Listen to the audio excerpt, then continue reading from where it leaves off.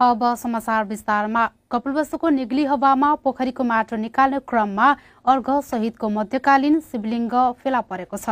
कपिलवस्तु नगरपालिका 9 स्थित निग्ली हवा गाउँको उत्तरतर्फ रहेको एक पुरानो पोखरीबाट माटो निकाल्ने क्रममा ऐतिहासिक तथा धार्मिक महत्त्वको उक्त शिवलिङ्ग फेला परेको हो। स्थानीय वीरेन्द्र कुमार उपाध्याय रामदत्त कुर्मीले पोखरीबाट माटो निकालेर खेतमा हाल्ने क्रममा शिवलिङ्ग फेला परेको बताउनुभयो।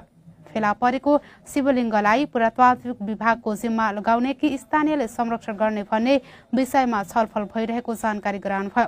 कपिलवस्तु संग्रहालयकी प्रमुख शान्ति शेर्माका अनुसार स्थानीयवासीले पोखरीबाट माटो निकाल्ने क्रममा भेटिएको शिवलिङ्ग मध्यकालीन समयको हुन सक्ने अनुमान गरिएको छ। उहाँले शिवलिङ्ग र त्यसै गरी भेटिएको अर्घले मध्यकालमा सो स्थानमा मन्दिर हुन सक्ने अनुमान गरिएको बताउनुभयो।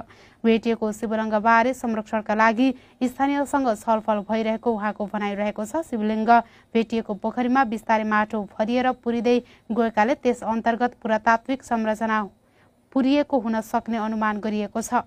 भेटिएको शिवलिङ्गको संरचना अर्घ सहितको तल्लो भागको गोलाइ 5 फिट 6